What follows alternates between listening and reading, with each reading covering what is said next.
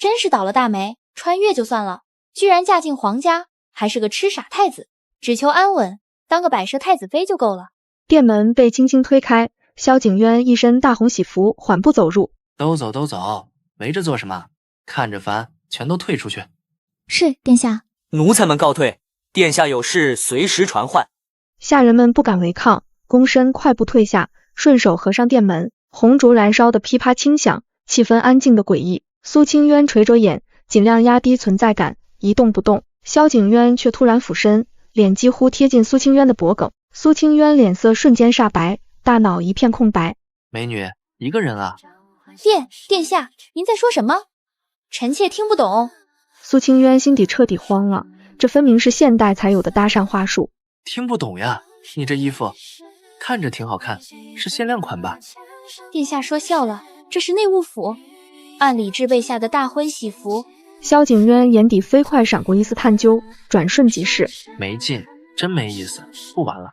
说完便背对着苏清渊喝茶，再也不回头看他，装作毫无兴趣的样子。这个太子绝对不是真的痴傻，他也和我一样是穿越过来的。这深宫从今晚开始就没安稳日子过了，他是变数，也是我唯一的活路。红烛燃尽，窗外天色微亮，一夜过去，两人之间的暗流早已涌动，深宫棋局就此开局。小姐，方才宫女背地里嚼舌根，笑您嫁了傻太子，实在欺人太甚。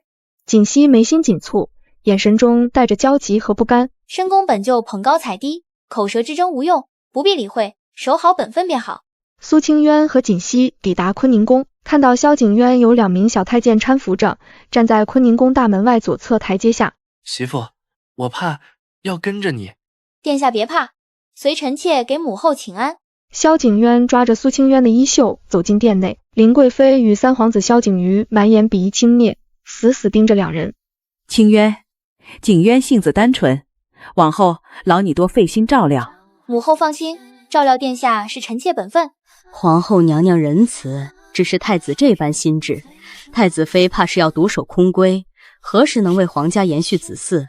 皇兄连礼数都不懂，平白委屈太子妃姐姐，这太子之位也该有德者居之。苏清渊紧抿嘴唇，眼神中怒火一闪而过。不准欺负我媳妇！放肆！太子无状，全是太子妃管教不力。来人，掌嘴太子妃！宫人上前，皇后犹豫未阻。苏清渊心凉之际，萧景渊突然凑近他耳边，语气骤变，全无痴傻。慌什么？有我在，别逼我开变声器露马脚，这帮人欠收拾。我要回玉庆宫，不跟坏人待在一起。殿内众人错愕，林贵妃气得脸色铁青。萧景渊边哭边猛地拽起苏清渊，两人跌跌撞撞地向殿外冲去，一路狂奔在深宫红墙夹道中，隐在狭长的夹道中显得格外渺小。苏清渊的眼神复杂，有震惊，也有疑惑。萧景渊猛地将苏清渊拉进内室，并挥手平退左右。红墙深宫，两个现代灵魂的秘密彻底撞破，一场暗藏锋芒的结盟即将拉开序幕。别装了，都到这份上，再演就没意思了。我把暗号摆你面前2回，你还端着太子妃架子，不累吗？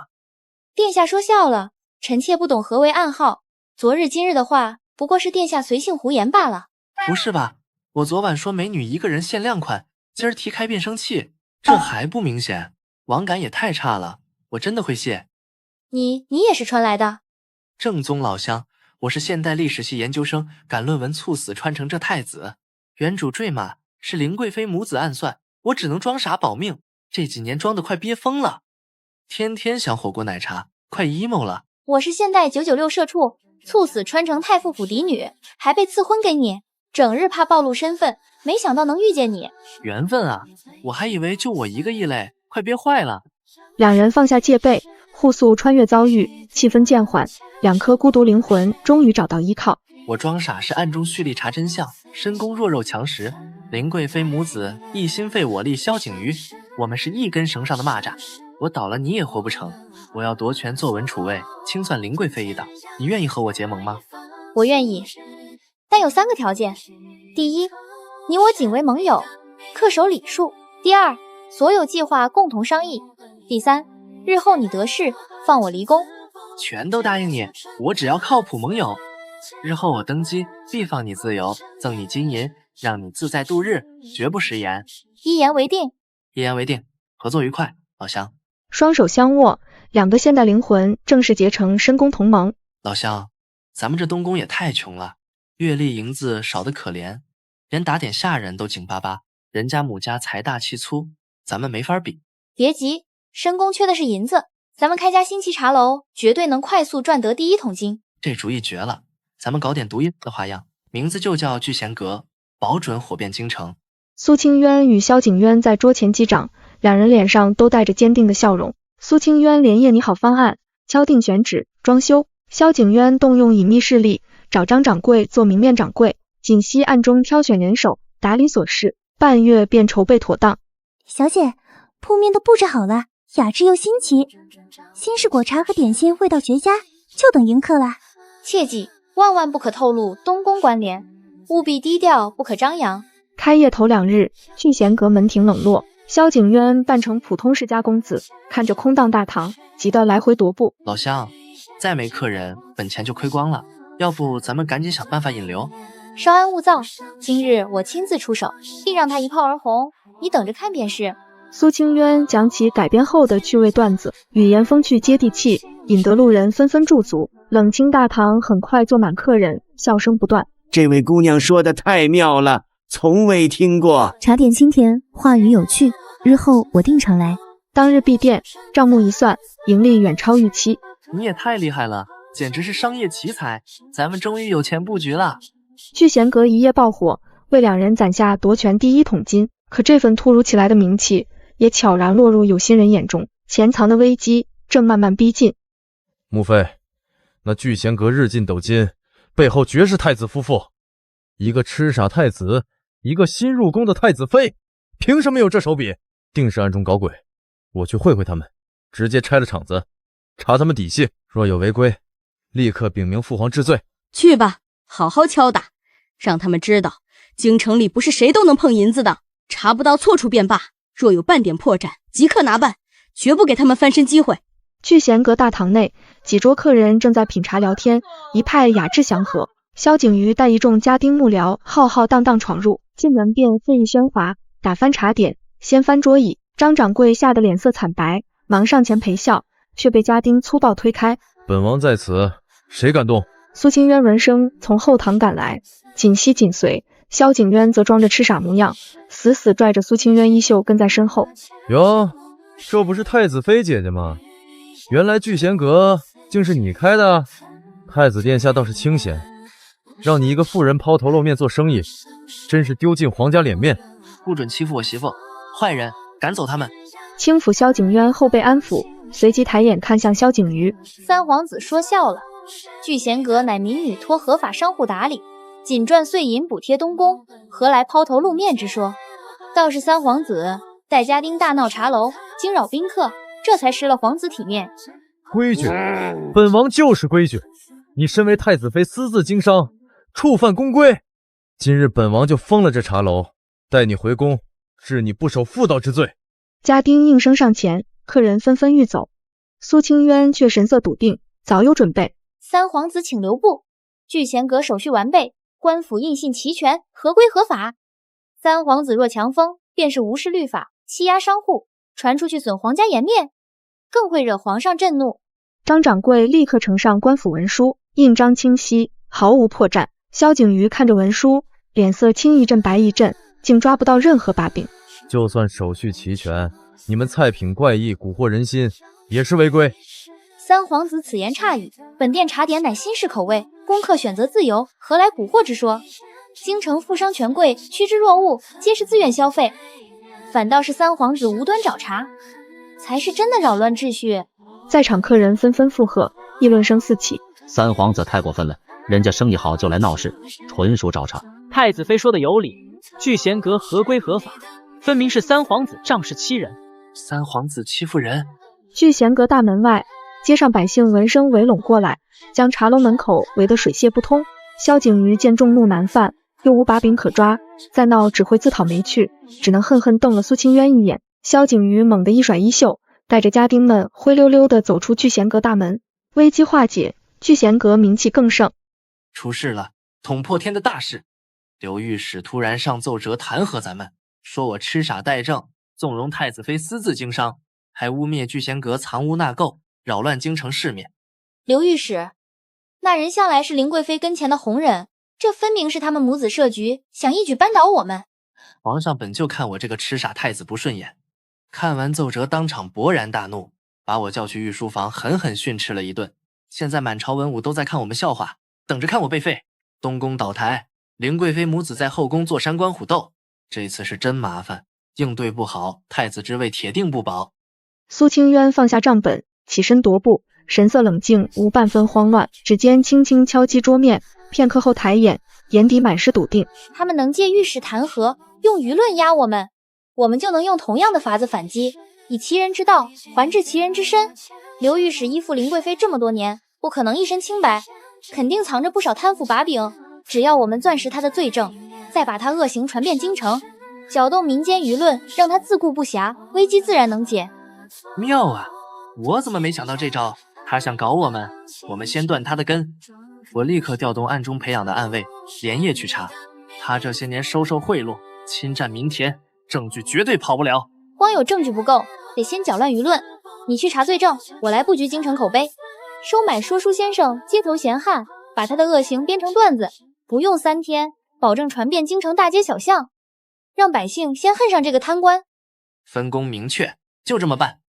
我这就去安排，连夜把证据搜集齐全，咱们打他个措手不及。京城繁华街巷，人来人往，热闹非凡。茶楼内，说书先生站在说书台上，绘声绘色地讲述着什么。街头巷尾，几名百姓围在一起，议论纷纷。锦溪站在街角，看着街上议论纷纷的百姓，眼中带着一丝得意的笑容。茶楼内，说书先生讲到激动处，台下听众纷纷叫好，情绪高涨。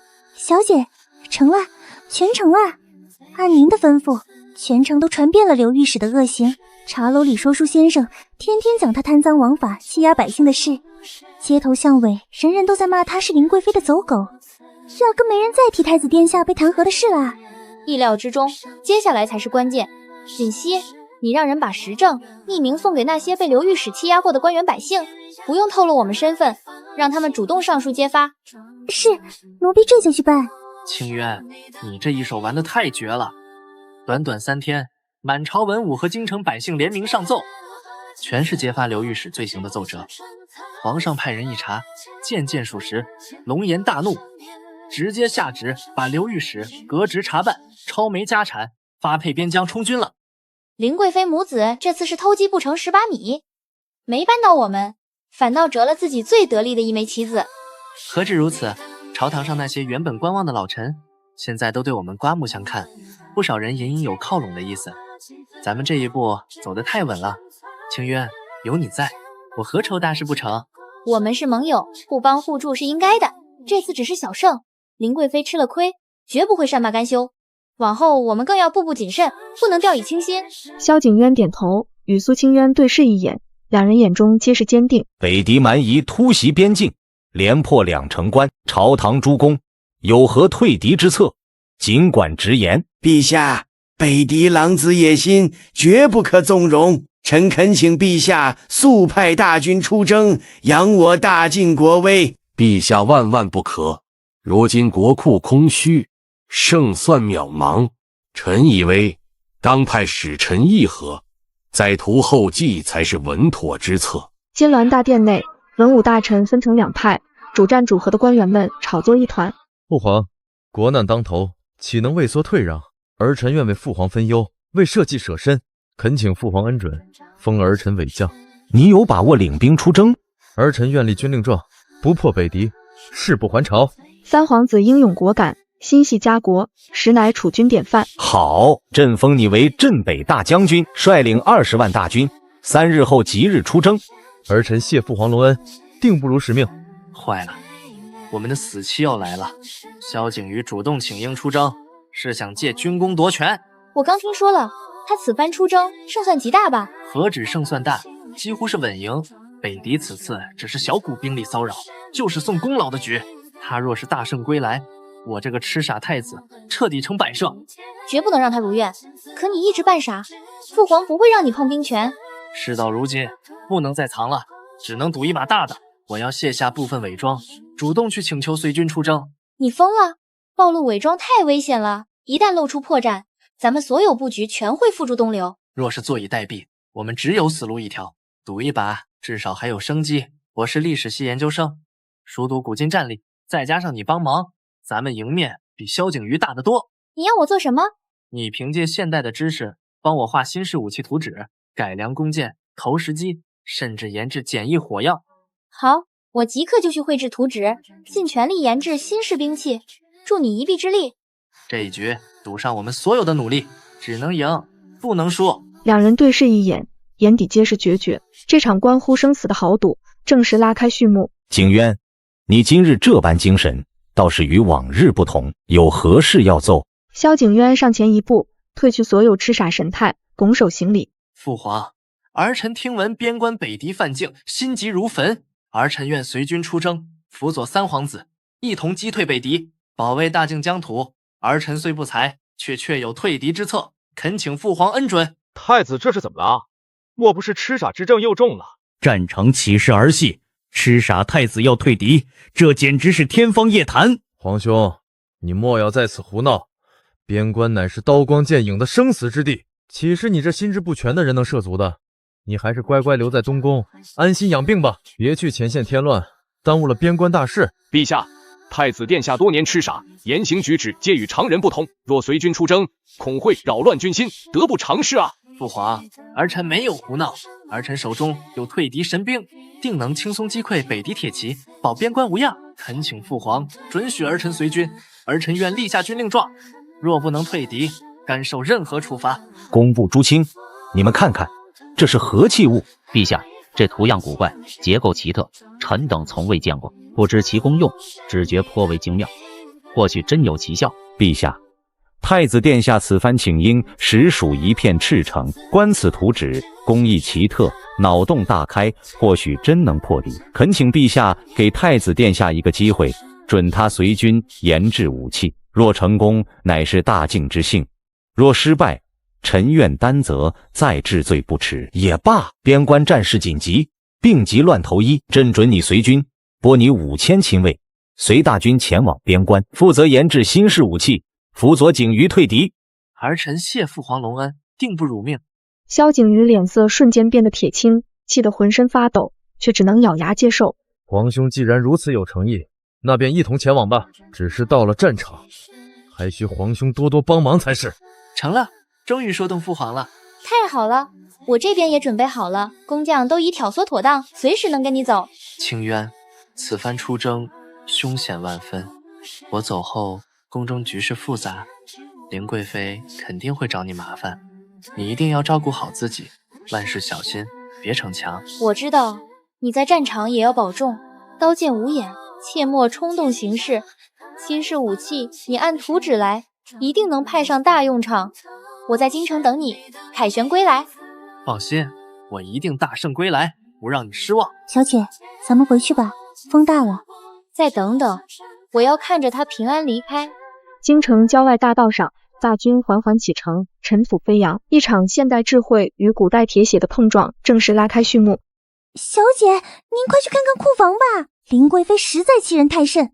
这个月东宫月例被克扣大半，冬日炭火就半筐，米面撑不过3日，想冻饿咱们。不过是些小伎俩，何必动怒？你悄悄知会张掌柜，连夜送些炭米进来。可他这是故意刁难咱们，凭什么这么欺负人？他越是这样，越是心虚气急。殿下在边关征战，咱们绝不能乱了阵脚。聚贤阁盯着后宫，坤宁宫也有咱们的人。废物，都是废物！克扣月例，断炭断粮，居然都奈何不了苏清渊。娘娘息怒，太子妃心思缜密，不好对付啊。软的不行，就来硬的，找东宫贪财小太监小路子，给他100两黄金，让他把这个下到苏清渊冰糖燕窝里，对外宣称疾病。是，奴婢这就去办，保证办得滴水不漏。太子妃娘娘，您的燕窝，请用。锦溪立刻上前接过，从袖中拿出银针，刚探入燕窝中，针尖瞬间乌黑发亮。小姐，银针发黑，这燕窝里有毒！大胆奴才，竟敢在本宫饮食中下毒！今日从实招来，否则定将你凌迟处死。太子妃饶命！奴才知错了，奴才是被逼的，是林贵妃娘娘，她给奴才100两黄金。这个毒妇，奴婢立刻去禀报皇后娘娘。不可声张，仅凭小太监扳不倒他。你把小路子看好，不准走漏半点风声。那咱们就这么算了？当然不，你去安排，就说本宫误食毒药，卧床不起，再请太医宣称毒入肺腑，药食罔效。他若来探，必定得意忘形，咱们就能抓他现行。还是小姐聪明，奴婢这就去安排。苏清渊躺在床上，面色佯装苍白虚弱，双目紧闭。太医站在床边，摇头叹气：太子妃娘娘中毒太深，老夫无能为力，毒气已侵肺腑，诸位准备后事吧。太好了，苏清渊一死，萧景渊没了后顾之忧，本妃再暗中动手，他也活不成。这后位，这储君之位，全都是我儿景瑜的。林贵妃快步走进东宫寝殿，嘴角勾起毫不掩饰的阴狠冷笑。苏清渊啊，苏清渊，你终究斗不过我。等你一死，萧景渊也会随你而去，你们夫妻俩就乖乖做我儿登上帝位的垫脚石吧。话音刚落，原本昏迷的苏清渊猛地睁开眼睛，坐起身来，面色红润。与此同时，皇后带着一众宫人从天殿快步走出，脸色震怒。你没死？好一个心肠歹毒的毒妇，竟敢暗害太子妃，意图谋逆，目无公归，胆大妄为。皇后娘娘饶命，臣妾是被奸人挑唆的，不是有意的，求娘娘开恩，求皇上开恩。来人，将林贵妃拖下去，禁足华清宫，撤去仪仗，缩减用度，永世不得踏出宫门。宫人一拥而上，将哭喊挣扎的林贵妃拖走。多谢皇后娘娘主持公道，清渊感激不尽。你聪慧沉稳，稳住后宫实属难得，往后有本宫在，无人再敢欺你。寝殿内危机尽解，苏清渊望着边关方向，眼底满是坚定。废物，全都是废物！北狄不过是小股蛮夷，我军20万大军竟连战连败。三皇子息怒，北狄骑兵骁勇，又占了地形优势，我军确实难攻啊！难攻，都是萧景渊那个傻子害的，分明是他痴傻扰了军心，我必定禀明父皇，治他重罪。此时，萧景渊却在和工匠核对投石机零件，眼底布满血丝。太子殿下，100枚火药弹已全部造好，投石机也改良完毕，只是什么？但说无妨。三皇子那边故意刁难，扣着粮草，还调走工匠。无妨，随他去。他越骄横，败得越快。你立刻传令，今夜3更，全员轻装戒备。殿下万万不可，夜袭风险太大，稍有不慎，全军覆没。我自有万全把握。北狄骄纵轻敌，正是破局时机。火药弹绑投石机，3更投放，再派骑兵包抄，此战必赢。属下遵命，即刻去安排。3更时分，夜色如墨，萧景渊一身银色铠甲，亲自率5000精锐，悄无声息摸到北狄大营外。投石机准备，点火，放。话音落，数十架改良投石机齐齐发力，持裹着火药弹滑飞叶分，精准落入北狄营帐。瞬间爆炸声震天，火光冲天，北狄士兵从睡梦中惊醒，呼喊声、逃窜声乱作一团。这是什么诡异武器？为何威力如此之大？全军稳住阵型，反击！快给我反击！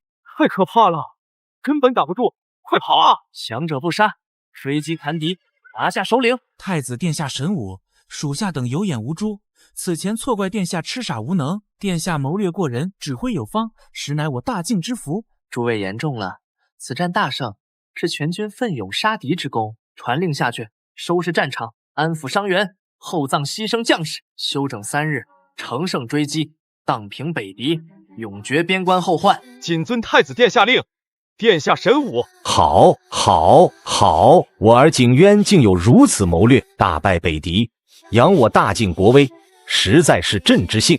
满朝文武哗然，纷纷交头接耳，满脸不敢置信。没想到太子殿下竟是深藏不露，此前痴傻全是伪装。此战大捷，太子殿下威望大增，储君之位稳如泰山了。萧景渊，你居然藏得这么深！我的军功，我的夺嫡之路，全毁了。边关风沙烈烈，萧景渊立于军营高台，望着京城方向，他彻底撕下痴傻伪装，一战成名。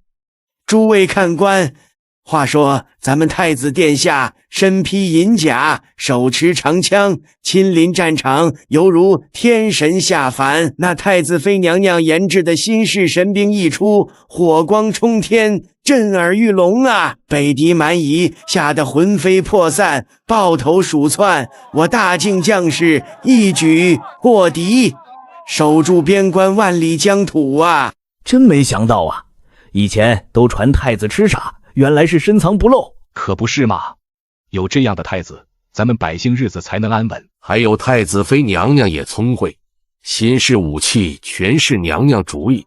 皇上手持边关捷报，反复翻看，嘴角笑意藏不住。苏太傅，朕今日才算真正看通透了，这么多年是朕眼拙。陛下何出此言？太子殿下只是早年受奸人所害，你还养了个好女儿。清渊入主东宫后，把后宫打理得妥妥当当。陛下谬赞，小女不过是尽太子妃的本分，不敢居宫。传朕旨意，加封太子萧景渊为镇北太子，赏黄金10000两，边关所有军务全交由太子决断。三皇子萧景瑜须听从太子调遣，不得有半分违抗。奴才遵旨，即刻快马送往边关。边关三皇子迎帐，萧景瑜捏着圣旨，指节泛白，气得浑身发抖。好一个萧景渊，好一道圣旨！父皇竟把整个边关兵权都交给他，还封他镇北太子。殿下息怒，如今太子风头正盛，朝野上下全都偏向他，难道就眼睁睁看着他一步步坐稳储位？我不甘心。殿下，硬拼不行，咱们可以暗度陈仓，北狄残部还在边境游荡，您可暗中派人买通他们。刺杀，若是败露，父皇绝不会饶我。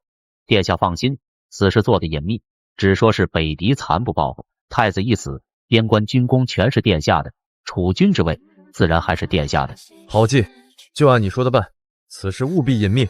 东宫寝殿，苏清渊拿着萧景渊的密信，嘴角噙着温柔笑意。小姐，大喜事儿！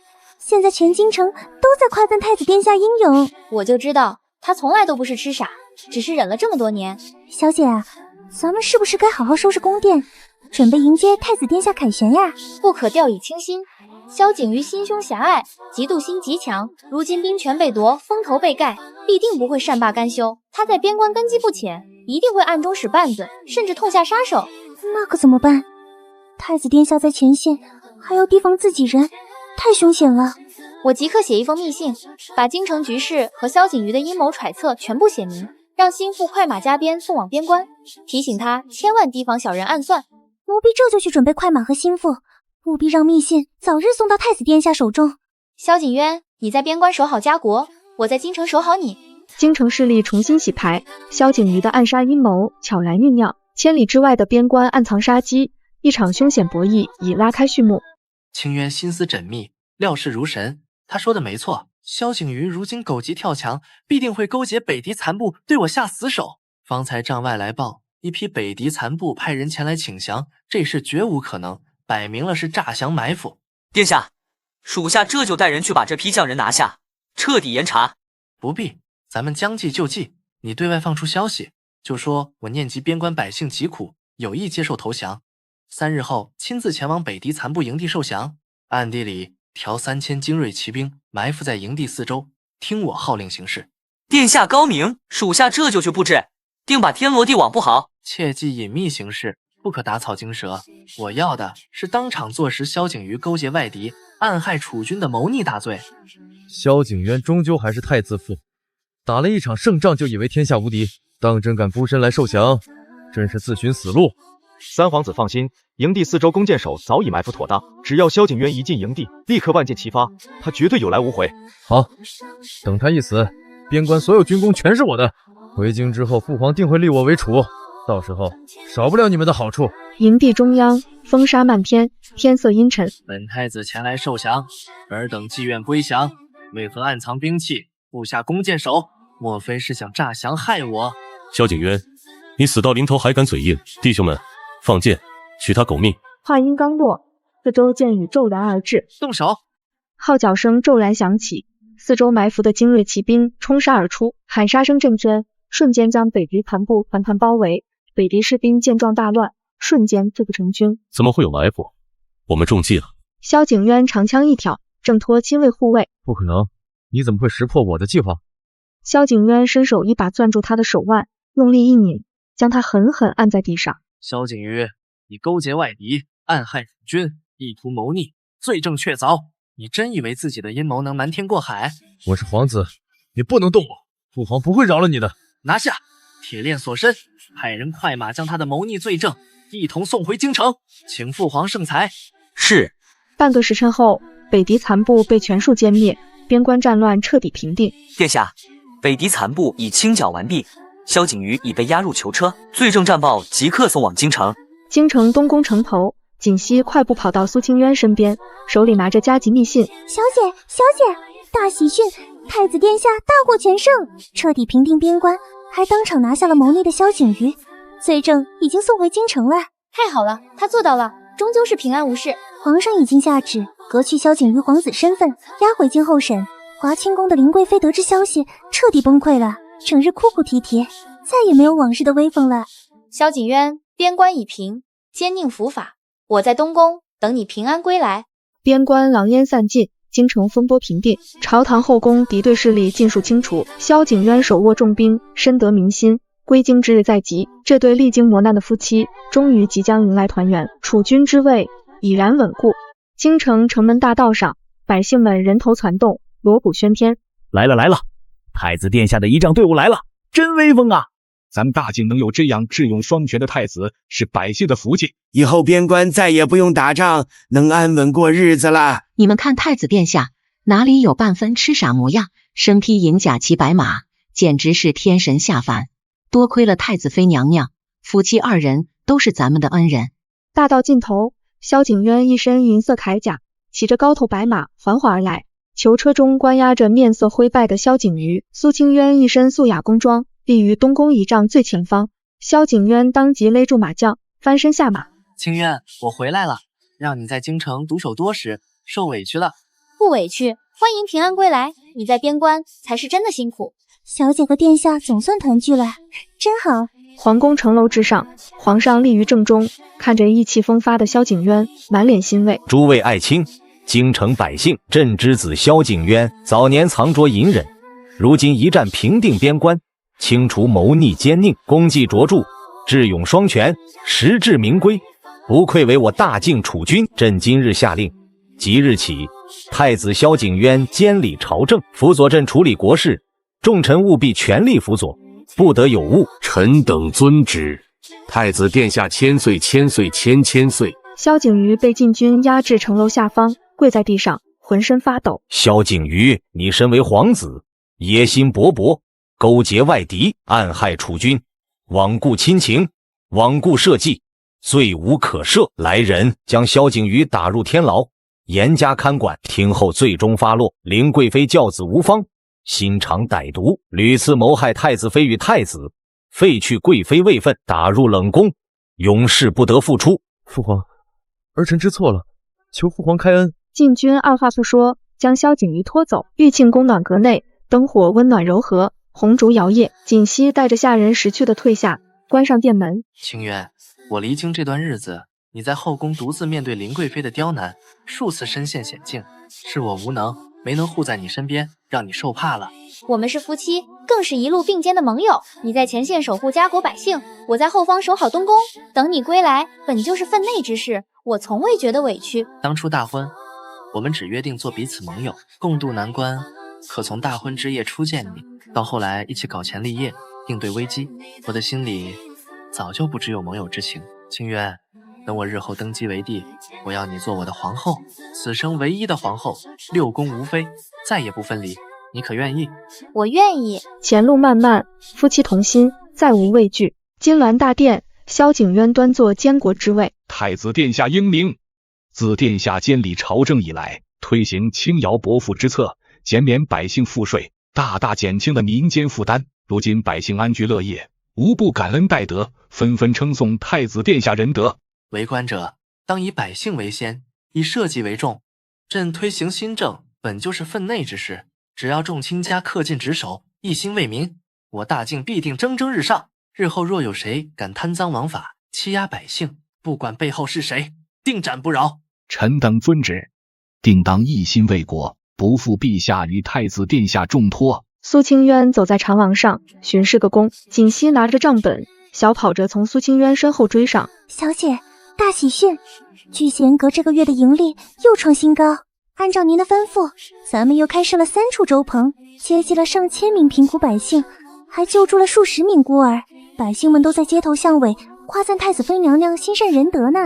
力所能及罢了，能帮到百姓，让他们能熬过寒冬，便是最好的结果。如今朝堂安稳，百姓安居乐业，这才是最大的福气。皇上在内殿休养，听闻萧景渊与苏清渊的功绩，满脸欣慰。景渊理政有方，清渊至后宫和睦，朕真是没有选错人。朕身体日渐抱恙，这江山社稷交给他，朕放心。以后除了重大国事，朕不再过问，一心休养便好。天牢之内，萧景瑜披头散发，瘫坐在草堆上。不可能，这不可能！我的储位，我的江山，怎么会变成他的？